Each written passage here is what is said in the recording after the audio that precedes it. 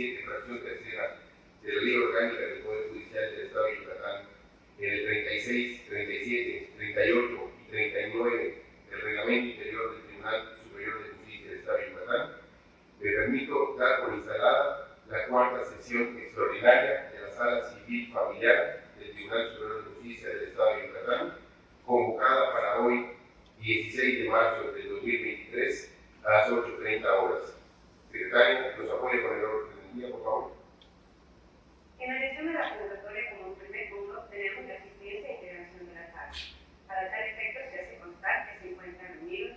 la magistrada primera, licenciada en Derecho, Patricia de Socorro Gamboa, la magistrada segunda, maestra en Derecho, Sara Eugenia Ávila Novelo, y el magistrado tercero y presidente de esta sala, el licenciado en Derecho, Alberto Salón Pérez.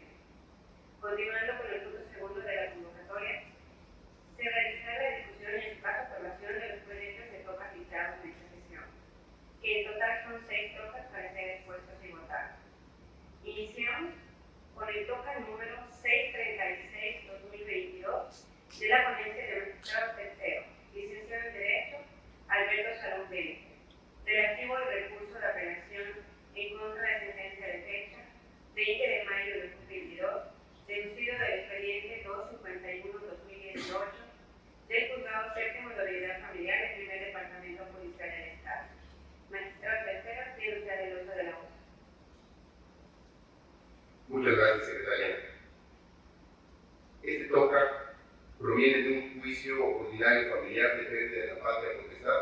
promovida por la abuela materna en contra del papá y los dos abuelos paternos. El apelante es la parte demandada. La resolución impugnada. Cabe precisar que, en un auto previo a la sentencia apelada, la juez del conocimiento determinó que por cuanto un juez en materia penal decretó la pérdida de los derechos de familia del padre demandado, el juicio continuaría en cuanto a los abuelos demandados. Ahora bien, en la sentencia impugnada se determinó proceder con el estudio de la acción en contra del progenitor demandado por cuanto cambió la situación jurídica en virtud de la suspensión concedida en un juicio de amparo respecto de dicha determinación en la causa penal.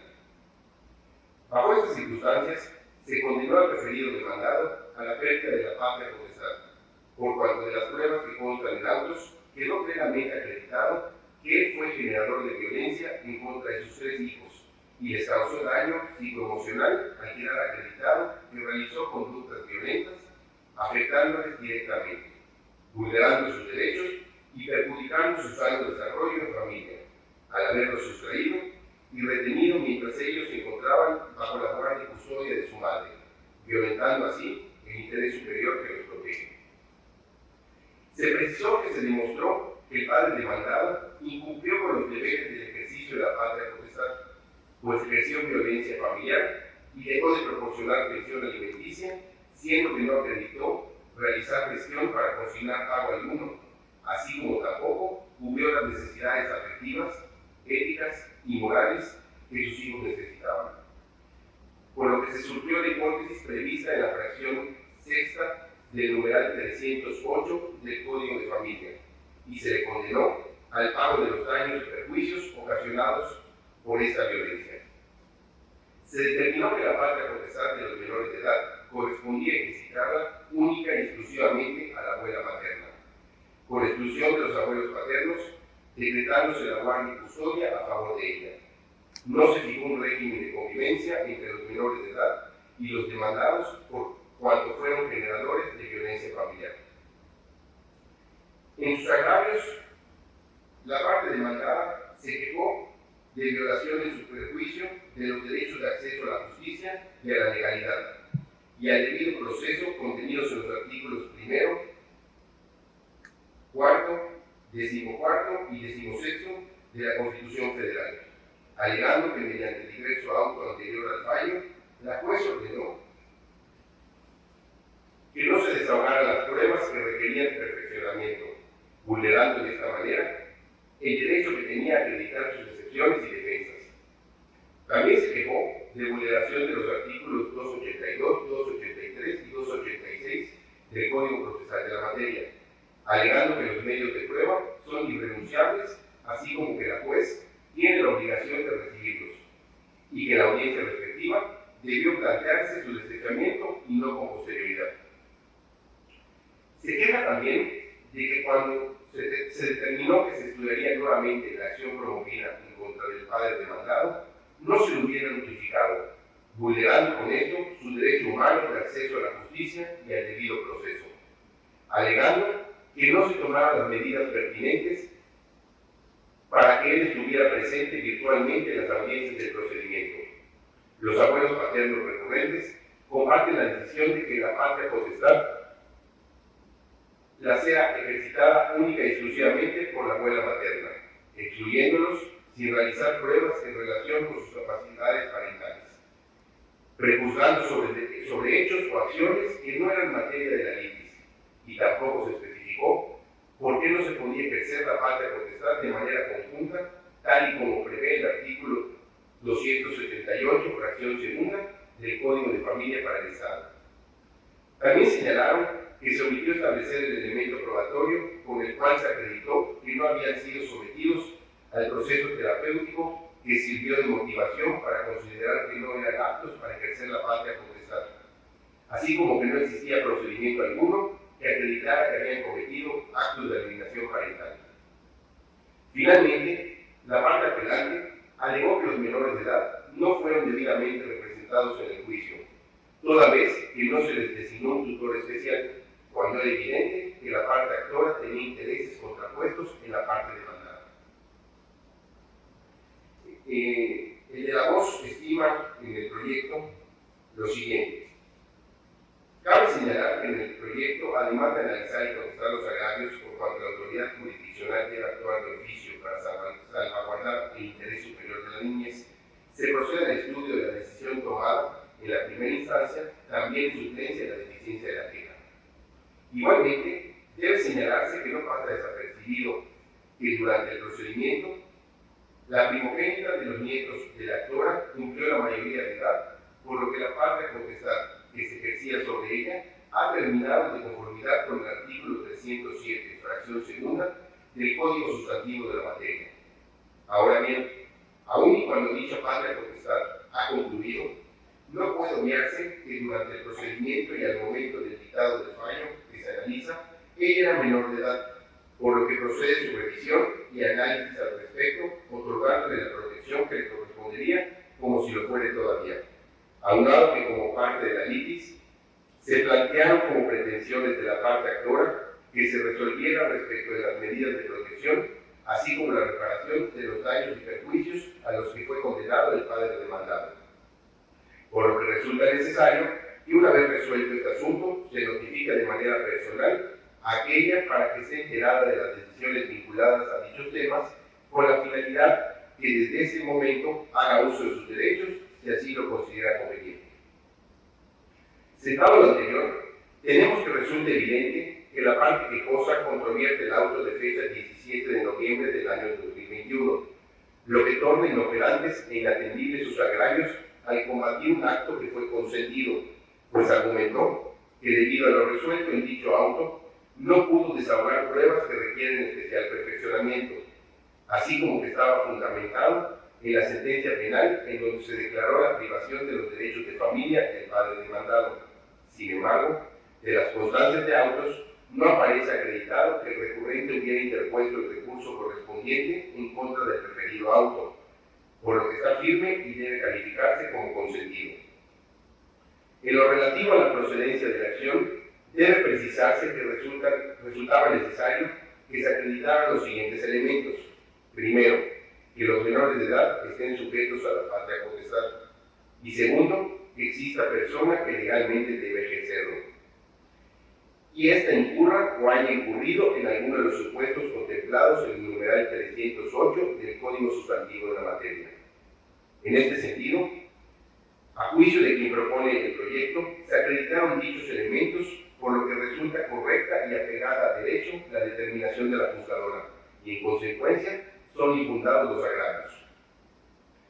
En tal efecto, al tratarse de los derechos de tres menores de edad, la juez de la causa, aplicando el interés superior de la niñez como una norma de procedimiento, determinó adecuadamente que las múltiples y diversas pruebas documentales exhibidas en autos eran suficientes para resolver la controversia, sin que ello haya implicado una violación a los derechos de los interesados, puesto que no desechó las pruebas ya admitidas, sino que hizo un análisis de las probanzas que requerían un perfeccionamiento y fueron ofrecidas por ambas partes, pero a fin de asegurar la celeridad del procedimiento y de tomar una decisión de fondo del asunto, consideró que de desahogarse estas pruebas no se cumplirían con dichos propósitos. Por lo tanto, la decisión tomada fue trasponderar los derechos de las partes y los aspectos formales del procedimiento, por lo que al considerar que su desahogo haría pasar a los menores de edad por un proceso de revictimización adecuadamente, flexibilizó las reglas del procedimiento, lo que es legal y válido, pues la Suprema Corte de Justicia ha sostenido que en lo que hace a los aspectos procesales una justicia adaptada implica ponderar aspectos formales de los procedimientos para evitar la referida revictimización, lo que conlleva incluso a flexibilizar los requisitos procesales y establecer ciertos límites al principio de contradicción. Así resulta, con las 26 pruebas documentales consistentes en las copias certificadas de diversos procedimientos en materia familiar y penal, así como de la Comisión Nacional de Derechos Humanos y otras autoridades, se acreditó que el demandado, como padre de sus hijos, incumplió con los deberes impuestos por el ejercicio de la patria potestad, es decir, la responsabilidad parental que tenía, derivada de la relación paterno-filial que implica el respeto y la consideración mutua. La obligación de proteger, educar y actuar siempre en interés de los hijos, debiendo recalcarse que no existió prueba alguna que acreditara que cumplía con dichas obligaciones, pues el simple hecho de manifestar que no debía proceder la acción no implica que él hubiere estado ejercitando la responsabilidad de cubrir las necesidades materiales, afectivas, de salud, educación y recreativas de sus hijos, lo que no se dio como consecuencia de las múltiples medidas de protección decretadas desde el inicio de la controversia suscitada entre los padres, sino que fue en razón de que el demandado privilegió sus intereses sobre los de sus hijos, pues incluso con sus repetidos actos, hechos y omisiones violentas causó un daño trascendental en el desarrollo de ellos. En lo concerniente a que la juez de primera instancia no señaló por qué no se ejercía la patria potestad de manera conjunta, tal y como establece el artículo 278 del Código de Familia, debe precisarse a los recurrentes la manera conjunta o separada a la que se refiere la fracción segunda de dicho numeral, no conlleva a la idea de que los abuelos de ambas líneas ejerzan la patria potestad de manera simultánea, como pretenden hacer valer los ahora recurrentes. Se considera pertinente dejar en claro que, de la contestación de la demanda, se acredita que los abuelos paternos no solicitaron ejercer la patria potestad de sus nietos, por lo que se infiere que no existía un interés para su ejercicio, pues no manifestaron su disposición y aptitud para ejercer las obligaciones impuestas legalmente a los ascendientes. Analizando lo relativo a que la juez motivó la decisión de otorgar el ejercicio de la patria potestad exclusivamente a la abuela materna, con base en que los abuelos paternos cometieron actos de alienación parental, dicho agravio carece de fundamento, pues la juez únicamente consideró lo vinculado con la manipulación parental en perjuicio de los nietos, así como que atendió al cúmulo probatorio y decidió con base en el interés superior de aquellos, robusteciendo su decisión con los elementos que recabó de oficio consistentes en los estudios de su entorno social, estudio socioeconómico y estudio sociofamiliar, que fueron realizados de manera igualitaria a la abuela materna actora y a los abuelos paternos aquí recurrentes, que quedó plenamente acreditado que era la abuela materna la que se había hecho cargo de solventar las necesidades de vestido, habitación, educación y enfermedades de sus nietos desde el fallecimiento de su madre, y que no existían indicadores negativos de que la conducta de dicha abuela pudiera repercutir en la estabilidad emocional de sus nietos, y por el contrario, los abuelos paternos no han tenido contacto con ellos desde hacía aproximadamente 7 años.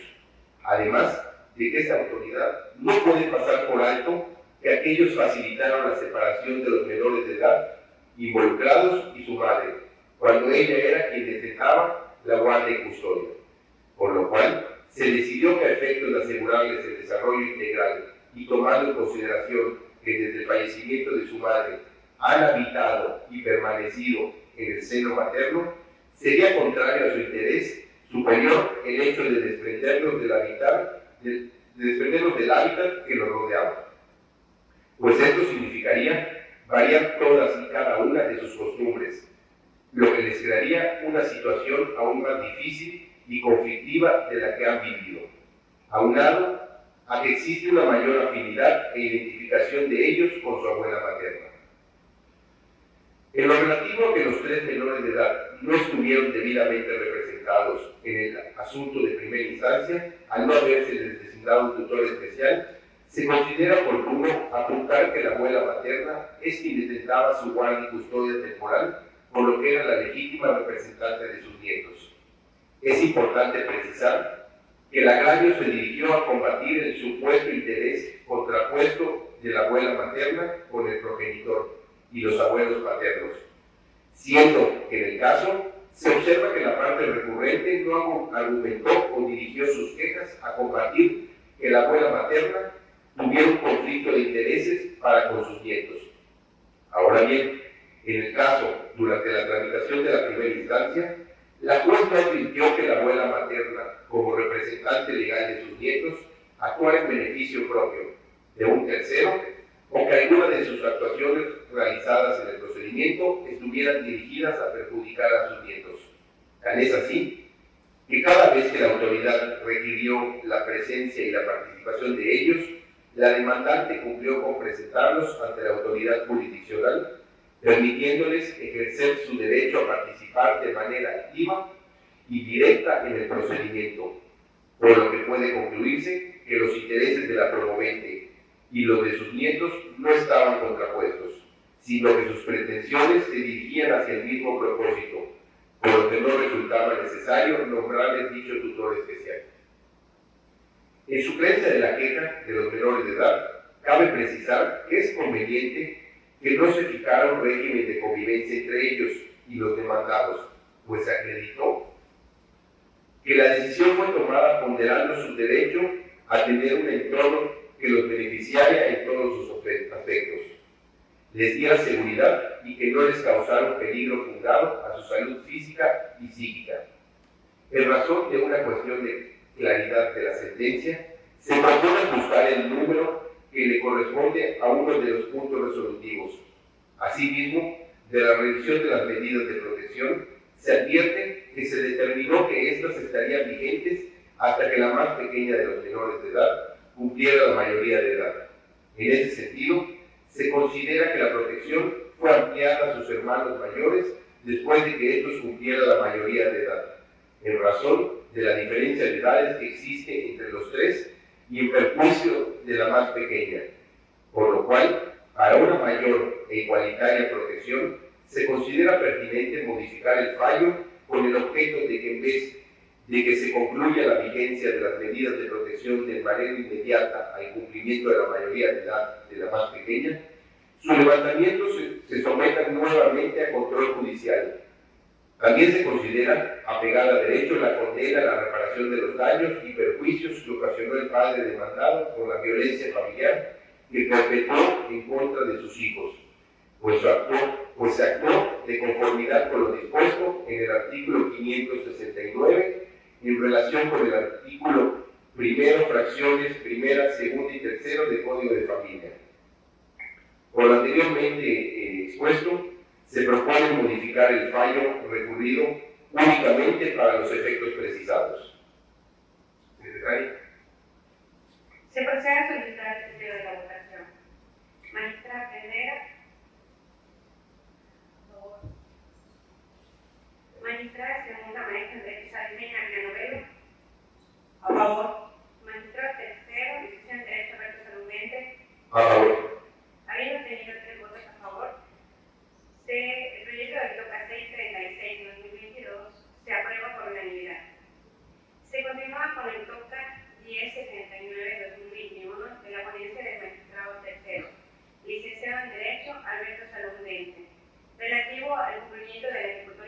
proyecto número 364 de 2022. Magistrado tercero, tiene usted el uso de la voz. Muchas gracias, secretaria. Y ese 69 de 2021 me acuerdo. Correcto. Gracias. Este proviene de un juicio ordinario oral familiar de reducción de pensión alimenticia y la parte apelante es la actora del juicio. La resolución impugnada es la sentencia de fecha 15 de septiembre del año 2021, en la cual se decretó la procedencia de la acción intentada, ya que la juez de conocimiento consideró que el actor probó su acción y la demandada no justificó su defensa. La resolución emitida en el juicio de amparo directo, la justicia de la Unión ampara y protege al quejoso contra el acto que reclamó de esta sala civil y familiar del Tribunal Superior de Justicia del Estado. En el proyecto, del análisis de la sentencia recurrida, se aprecia que el juez de primera instancia motivó la procedencia de la acción de reducción de la pensión alimenticia decretada a favor de sus dos hijas menores de edad, en el hecho de que las circunstancias que prevalecían cuando se fijaron alimentos habían cambiado, pues el deudor alimentista acreditó tener un acreedor más, así como que las citadas infantes ya no cursaban sus estudios en una institución privada, como lo hacían con anterioridad, sino que ahora se encontraban inscritas en una escuela pública donde ya no tenían que pagar costos de inscripción, colegiatura, entre otros. Sin embargo, de las constancias que obran en autos, no se advierten medios probatorios que acrediten fehacientemente una afectación en la posibilidad económica del deudor alimentario, siendo que para la procedencia de la reducción de la pensión alimenticia anteriormente fijada, en diversos procedimientos resulta necesario atender a los siguientes parámetros. Inciso A, que posteriormente al dictado de la sentencia en la que se fijó originalmente el monto de la pensión alimenticia que se pretende sea reducida, exista o se tiene un cambio de circunstancias. Inciso B, que estas circunstancias se refieran y estén directamente vinculados con las posibilidades que tiene el deudor alimentista que le imposibiliten pagar el monto primeramente decretado, o bien con las necesidades del acreedor alimentista, es decir, que esos eventos hagan necesaria una nueva fijación de su monto, siendo que al haber quedado demostrado que existe un cambio de circunstancias en el caso que los ocupa, resultaba necesario que las mismas estén directamente vinculadas con las posibilidades económicas del deudor, de tal manera que lo imposibiliten a pagar la pensión fijada. Asimismo, dentro del cambio de circunstancias que hizo valer el quejoso en su escrito inicial de demanda, se encuentra el nacimiento de otro acreedor alimentario menor de edad, cuyo interés superior debe ser protegido por este tribunal, motivo por el cual el acatamiento de la ejecutoria federal que se cumplimenta y en atención al interés superior del menor de que se trata, se ordena dejar insubsistente la resolución impugnada de fecha 15 de septiembre de 2021 y reponer el procedimiento con el único efecto de que la juez de conocimiento ordene recabar las pruebas relativas a la situación económica actual del deudor alimentario. Y una vez hecho lo anterior, con todo el cúmulo probatorio que obra en autos, dicte una nueva resolución en atención al interés superior de los menores de edad involucrados en el asunto. Por lo anteriormente expuesto, propongo dejar insuficiente la resolución de fecha 15 de septiembre de 2021, dictada por la juez primero de la unidad familiar en turno del primer departamento judicial del Estado, ordenándose reponer el procedimiento de primera instancia para los efectos precisados en el cuerpo de este fallo. Secretaria. Se procede a solicitar el sentido de la votación. Magistrada primera licenciada de Derecho Patricia Socorro Pavón. A favor. Magistrada segunda maestra en Derecho Javier Piñana Novelo. A favor. Magistrado tercero licenciado en Derecho Alberto Salón Ventre. A favor. Obteniendo 3 votos a favor, el proyecto de TOCA 1069 de 2021 se aprueba por unanimidad. Seguimos con el TOCA 896-2021 de la ponencia del magistrado tercero, licenciado en Derecho Alberto Salón Ventre, relativo al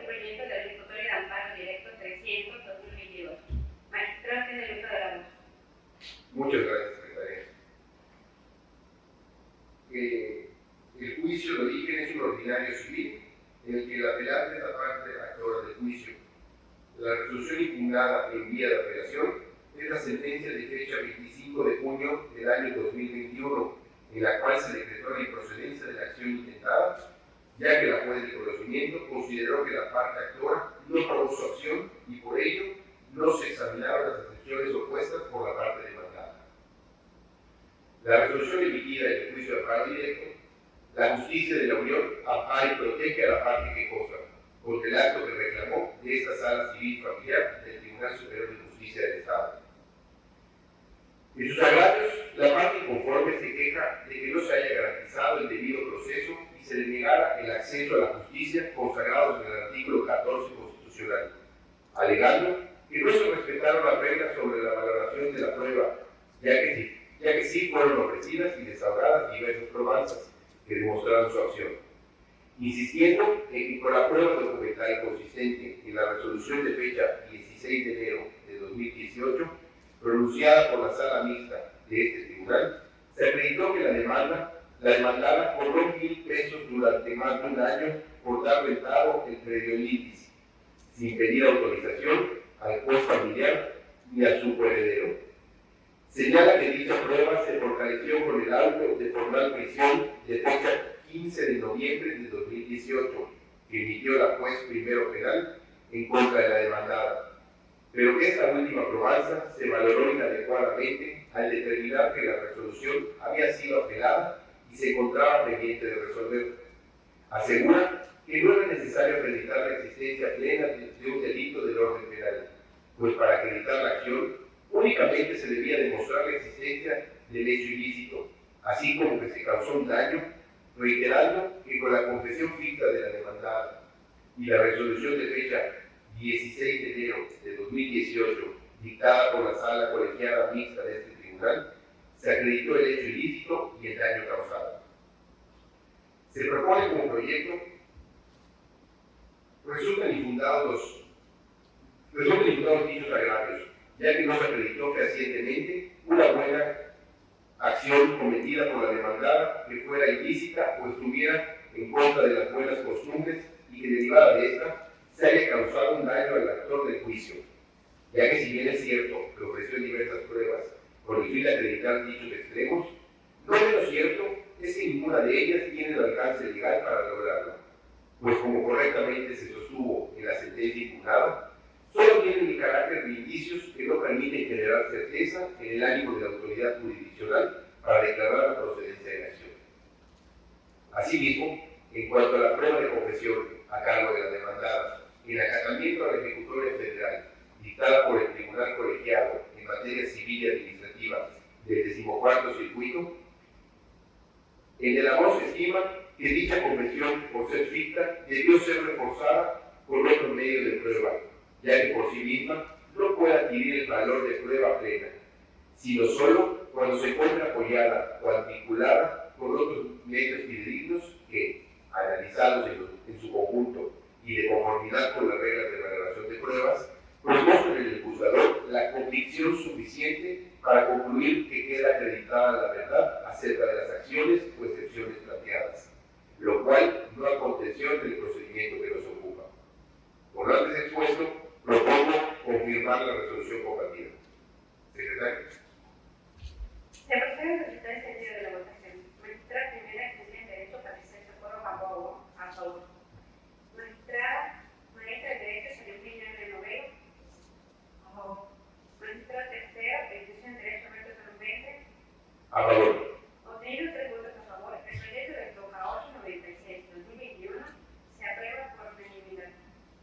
Ahora se continúa con el TOCA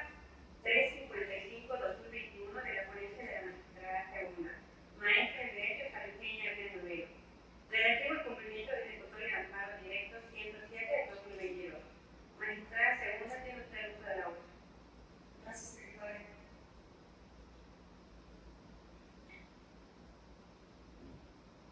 La resolución analizada deriva de un procedimiento ordinario civil en el cual la señora demandó a otras 2 ciudadanas. Esta resolución es con motivo del cumplimiento de la sentencia dictada en el juicio de amparo directo número 107-2022 del Tribunal Colegiado en materia civil y administrativa del 14º Circuito. La fecha de la sentencia impugnada es el 2 de julio del año 2020 y tiene un correspondiente recurso de aclaración de sentencia de fecha 15 de enero del año 2021. En la resolución impugnada, la juez condenó a las demandadas a entregar las fracciones que cada uno ocupa a la parte actora, que es la propietaria de un inmueble. La juzgadora le ordenó específicamente a la demandada apelante la demolición de la obra construida sobre el resto de la parte actora, que también es apelante, consistente en la barra proveniente del predio propiedad de dicha demandada. En sus agrarios, vamos a iniciar con los agrarios de la demandada apelante. Se quejó en primer lugar porque la juez no atendió correctamente la excepción de prescripción que realizó respecto de la acción reivindicatoria que hizo la actora. También se queja de que la juez haya desestimado su excepción denominada compradora y posesionaria de buena fe. Aduce como injusto que por un supuesto error culposo o doloso de varias autoridades que denominó como catastrales, registrales y notariales, se le obligue a acatar la sentencia impugnada, aún y cuando ella insiste que no se actualizó el elemento que denominó sin utilidad para el propietario.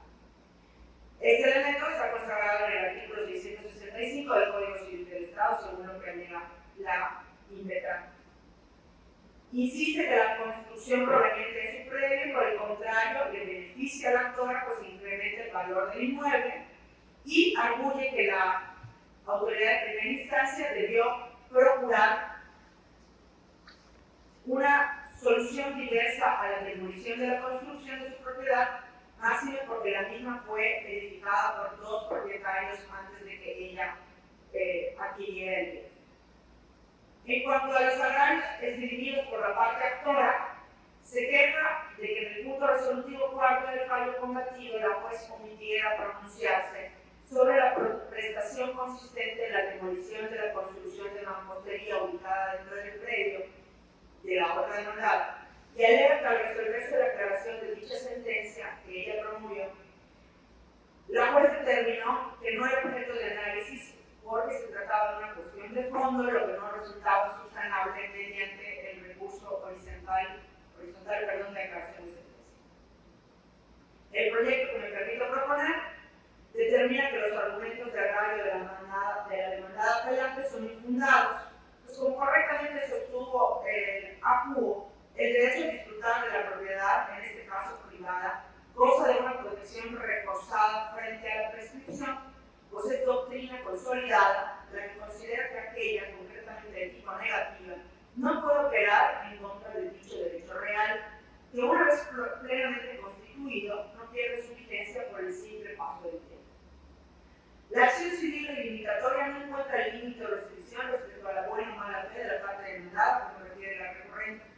Esto es así, pues como correctamente dedujo la acusadora, es derecho fundamental a gozar de la propiedad en especie privada, contiene una limitación o restricción a su ejercicio que se encuentra implícita en el artículo 665 del Código Local y que es proporcional o razonable por cuanto procura evitar que se dañen sin la justificación debida a los derechos de terceros, como resultando ser en el presente caso los de la parte actora. Sin que pueda ser omisa al anterior el hecho de que la recurrente insista en asegurar que adquirió de buena fe el inmueble y que en su caso las que habían cometido el supuesto error culposo o doloso que había ocasionado que aquella confundiera los límites reales de su inmueble son las diversas autoridades que invocó, pues en modo alguno fue probado a cabalidad por la recurrente, como era su deber procesal, atento a que ella misma lo pretendió hacer valer a su favor. Por ello, fue correcto ordenar la inmediata demolición de dicha construcción, dado que su actual dueña carece de derecho alguno para seguir disfrutando de este de forma invasiva dentro del terreno en propiedad de su demandante. Extremo que en modo alguno puede exigírsele a esta última para que acepte una solución distinta, como pide el inconforme, pues no se acreditó en autos el hecho de que su ejecución revista de daños para esto diversas personas susceptibles de tenerse como graves o irreparables, que excepcionen el imperativo público de lograr el debido y oportuno acatamiento de las sentencias judiciales. Ahora bien, en lo que respecta a los agravios de la ahora parte de la actora apelante, de acuerdo con las directrices de la ejecutoria federal que se cumplimenta, resultan fundados los agravios definidos por dicha parte demandante, pues la juez únicamente se pronunció sobre los hechos reclamados respecto de la demandada inconforme y no así de su codemandada. En consecuencia, no se observa razonamiento alguno con base en el cual se justifique la omisión anterior, atentos los principios de exhaustividad y congruencia indispensables para el dictado de las sentencias judiciales. Siendo que en el sumario probatorio, como lo contenido en la propia parte considerativa del fallo apelado, aparece probado, mediante las diversas pruebas como de inspección judicial con la asistencia de peritos, la testimonial y el dictamen en ingeniería civil, que del inmueble propiedad de la codemandada surge tanto una barda como una construcción de una portería en su interior, que invaden ilícitamente el predio de la autora, porque si quiere que la juzgadora determinó condenar genéricamente a ambas demandadas en los puntos resolutivos de su fallo, pero que realmente dio lugar a una sentencia poco clara al no haberse precisado respecto de la condena a la codemandada. En consecuencia, se propone modificar los puntos resolutivos conducentes para el efecto de que sean claros y guarden congruencia con la condena que se efectuó en contra de la codemandada. Secretario. El proceder solicitar el sitio de la votación. Magistrada primera, que se en derecho, Patricia del Socorro Ramón Amor. A favor. Magistrada segunda, maestra de derecho, Sarafina de Noveno. A favor. Magistrada tercero, que se en derecho, Alberto Sargente. A favor. Contenido 3 votos a favor, el derecho del TOCA 355-2021 se aprueba por unanimidad. Seguimos con el TOCA 57-2022 de la ponencia de la magistrada segunda, maestra de derecho, Sarafina de Noveno. Relativo al recurso de apelación en contra de la sentencia 5 de febrero de 2020, deducido del expediente 90-2019 del juzgado segundo ministro de los civiles familiares, primer departamento policial del Estado. Magistrada segunda, tiene usted el uso del nombre. Muchas gracias. El auto impugnado deriva de un juicio ordinario civil. Cuando se dictó el auto, se encontraba el procedimiento en el periodo probatorio. Este auto no admitió una prueba de confesión, sino documentales públicas y la prueba de presunciones legales y humanas, por cuanto se determinó que fueron presentadas de forma extemporánea al haber ya expirado el término para su ofrecimiento. En los agravios, que es una de las partes de uno de los demandados, porque es un juicio de una persona en contra de varias y la apelación la interpone uno de los demandados, alega que se analizó de forma incorrecta el artículo 175 del Código Procesal de la materia, ya que las pruebas ofrecidas no requieren realmente perfeccionamiento, por lo que no era necesario que se ofrecieran dentro de los 10 primeros días del periodo probatorio para su admisión. A juicio de la que propone el proyecto, los agravios son parcialmente fundados. Toda vez que, si bien es cierto que el oferente no compareció dentro del término de 10 días indicados por la juez para el ofrecimiento de pruebas dentro del periodo probatorio, sino dentro de los siguientes 20 días de dicho periodo, la realidad es que por la naturaleza de las pruebas en cuestión, es decir, las 5 documentales y la presunción y las presunciones legales y humanas, realmente se perfeccionan por sí mismas, no requieren de un perfeccionamiento especial como señala el código. Además de que la prueba de confesión es la única prueba que puede realizarse fuera del término probatorio. Por lo tanto, no había razón fundada para negar la admisión de las probanzas, por cuanto pues ya constan en el juicio desde la contestación de la demanda. Ahora bien, se trataba de 5 documentales públicas. Realmente solamente debe de admitirse 4 de ellas, porque hay una que no fue presentada conforme al artículo 15 del Código de Procedimientos Civiles. Por lo tanto, se propone modificar la parte conducente del auto combativo para admitir solo la confesión y la documental consistente en las actuaciones y la presuncional en su doble aspecto. Se procede a solicitar el sentido de la votación. Magistrada primera, decisión de derecho, Patricia del Socorro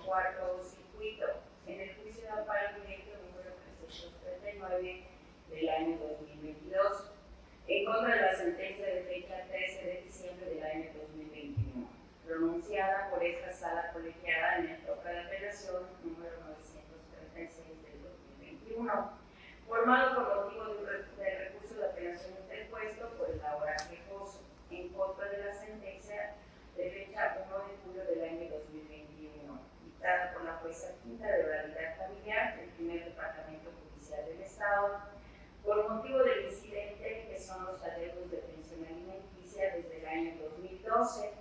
a cargo del implicado quejoso y también demandado, y que se abrió en el expediente número 810 del año 2019, relativo al procedimiento especial de divorcios incausales promovido por la excónyuge del demandado. En la sentencia apelada, la jueza evocó el punto controvertido a dilucidar, que son los adeudos de la pensión alimenticia desde el año 2012, a cargo del quejoso y a favor de sus hijas menores de edad. Por tanto, señaló que dichos adeudos se acreditaron con la prueba documental consistente en el informe remitido por el Juzgado de Paz de Tucumán, Yucatán, donde se manifiesta que con fecha 20 de enero del año 2011 se celebró un convenio entre los excónyuges, acordando que el demandado depositaría al Juzgado de Paz una cantidad semanal de 500 pesos moneda nacional en concepto de pensión alimenticia a favor de sus hijas menores de edad, apreciándose que el último depósito realizado fue el que comprendía del día 2 al día 23 de enero del año 2012, por la cantidad de 1.500 pesos moneda nacional, lo que la jueza corroboró con el dicho de las testigos propuestas por la actora, aunado a la confesión ficta del demandado, quien reconoció todo lo anteriormente señalado. Precisado lo anterior, la juzgadora declaró procedente condenar al demandado al pago de los adeudos de la pensión alimenticia a favor de sus dos hijas menores de edad, determinando que el tiempo transcurrido debía contabilizarse a partir del día siguiente a la fecha cubierta. En consecuencia, señaló que habían transcurrido 459 semanas que, multiplicadas por 500 pesos, dan la cantidad total de 229.500 pesos sin centavos moneda nacional. Inconforme con lo anterior, el recurrente expuso que no fue debidamente notificado de la fecha y hora para la celebración de la audiencia incidental, pues afirma que la notificación debió realizarse de manera personal y no mediante publicación en el Diario Oficial del Gobierno del Estado de Yucatán, por lo que al existir un vicio en las notificaciones no tuvo oportunidad de desahogar sus pruebas ofrecidas, que la citación a la audiencia incidental no se realizó al término de la audiencia preliminar, por cuanto estaba pendiente que se recabaran ciertos informes. De tal forma, bajo protesta de decir verdad, asegura que nunca se enteró de todo lo actuado, sino hasta que se dictó sentencia definitiva. También alega que dicha notificación fue irregular, dado que su nombre no fue escrito correctamente, razón por la cual el buscador no le dio resultado alguno. Por otro lado, señala que se viola sin perjuicio lo dispuesto en los artículos 393 y 394 del Código de Procedimientos Familiares del Estado de Yucatán, que establecen que las sentencias deben ser claras y precisas y ocuparse exclusivamente sobre el punto litigioso,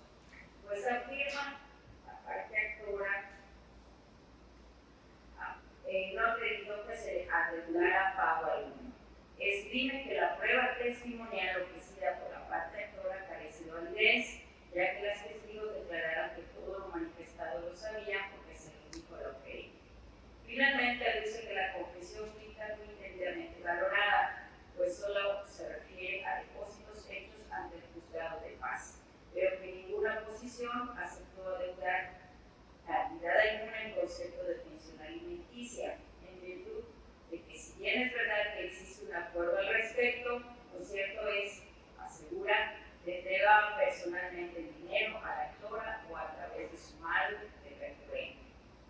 En estricto acatamiento al ejecutorio que se cumplimenta, se califica de parcialmente fundados los agravios expuestos por el apelante, debido a que el artículo 211, fracción segunda del Código de Procedimientos Familiares del Estado de Yucatán,